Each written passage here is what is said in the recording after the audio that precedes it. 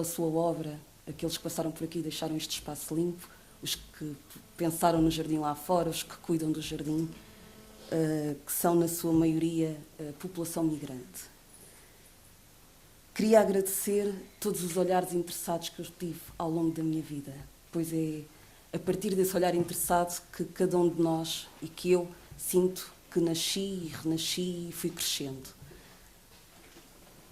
Quero dizer que comecei esta academia com 35 anos e não teria começado se não fosse uma palavra da Tica a dizer porquê que não estendem mais um bocadinho, em vez dos 30, alongam mais um bocadinho. E se não fosse a palavra dela, eu não poderia estar aqui hoje. O espírito Ubuntu fala muito do sentimento de pertença. E há seduz-me particularmente este ser pessoa. E nós vamos nos definindo não só pelos locais de onde vimos, mas também pelos locais por onde passamos.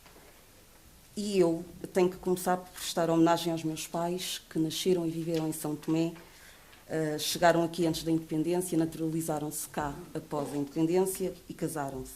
Tiveram 3 filhos, de onde eu nasci, e o do meio faleceu no ano 2000, e eu sempre vivi na margem sul do Tejo. Com os meus pais e os meus irmãos aprendi os valores do acolhimento, o sentido alargado de família, respeito, partilha, trabalho, responsabilidade, a celebrar as conquistas fruto do sacrifício. Voltando ao sentimento de pertença, muitas vezes senti-me mais portuguesa fora de Portugal e às vezes em Portugal senti-me estrangeira. A questão da identidade sempre esteve presente na minha vida e foi neste grupo, Êxodos, que eu aprendi que mais do que a filiação biológica, a filiação cultural, há uma filiação também muito importante, que é a filiação divina, e que acaba por transcender e ajudar a resolver alguns conflitos internos. Foi neste grupo onde eu participei dos 16 aos 29 anos que eu descobri potencialidades, descobri sonhos, realizei sonhos, fiz as primeiras experiências de coordenação, de representação do grupo, de condução de reuniões. Este grupo tem um carisma muito interessante, que é sair de si para ir ao encontro dos outros. E isto aqui transporta-me para aquilo que fui vivendo na Academia Ubuntu. Foi em ambiente de igreja, em diferentes contextos, e gostaria de dizer aqui que a igreja é um conjunto de pessoas que têm consciência que precisa de outros para caminhar.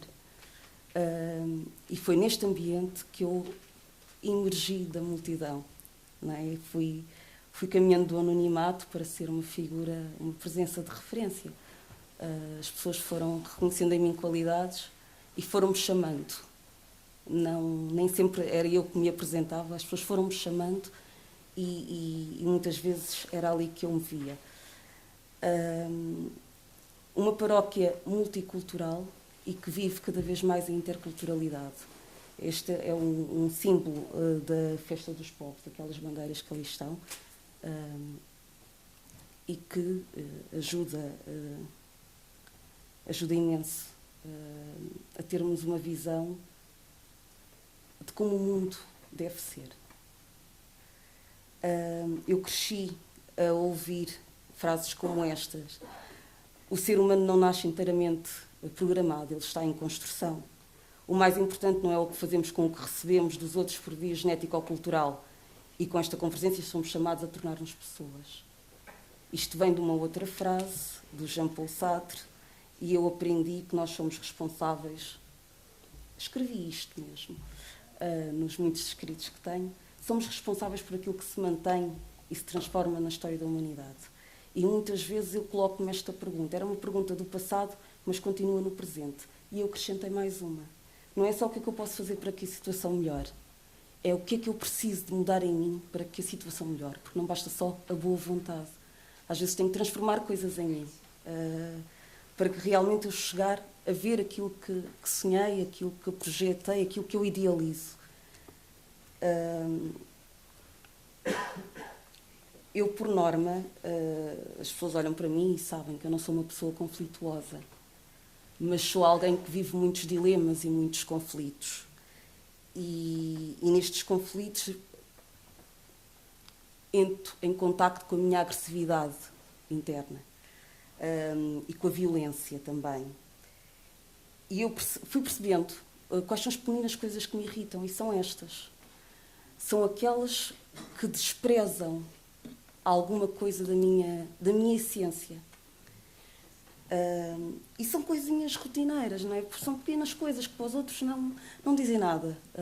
São pequeninas frases, pequeninos gestos, pequeninas palavras, que passa despercebido aos outros, mas isto incomoda-me. Assim como eu me refugiei muitas vezes no silêncio, há pessoas que não se refugiam no silêncio, não é? Explodem. E então é importante fazer referência a este silêncio que eu, aos 24 anos, consegui formular desta forma, mas, ao mesmo tempo que fui vivendo este silêncio asfixiante, também vivi um silêncio que me permitia escutar os outros, o silêncio positivo, o silêncio que ajuda os outros a crescer, o silêncio que me dava tempo para eu devolver uma resposta às pessoas construtiva, que pusesse os outros a pensar. É importante falar do silêncio por causa das feridas e das cicatrizes que andam por aí. 36 anos correspondem ao tempo da independência de São Tomé, portanto, eu e tantas outras pessoas fazemos parte, vivemos os efeitos da colonização, de uma mentalidade por vezes submissa, de uma mentalidade mais revolucionária. Portanto, há feridas que ainda fazem eco na nossa sociedade e que precisam da paz, e que precisam da reconciliação, e que precisam daquela definição de cura que o professor Roberto Carneiro nos deu. Transformar e integrar. Aqui, uma das coisas que nós aprendemos foi uma outra definição para a palavra caos, que é um monte de possibilidades. A possibilidade de nos reinventarmos e de renascer. E eu sinto que ao longo da minha existência isto esteve presente. Querer ser mais. E sinto que fui procurando ser capitã da minha alma, senhora do meu destino. Fui vencendo a timidez, consegui encontrar objetivos SMART, não é? Aqueles objetivozinhos em escada que nos ajudam a caminhar. Fui aprendendo a pôr a autoestima no lugar certo, a ir-me revelando como mulher, como uma conciliadora de vontades. Eu descobri que no meu sonho, projeto família, eu procuro construir diariamente uma liderança partilhada, onde nós aprendemos o equilíbrio entre a generosidade e o dizer não, aprendemos a ver à distância, aprendemos o perdão, e assim vai crescendo a capacidade de amar a realidade e não a ilusão da paixão. À semelhança da orquestra, cada um tem o seu papel, mas queremos ressoar a unidade na diversidade identitária que nos caracteriza.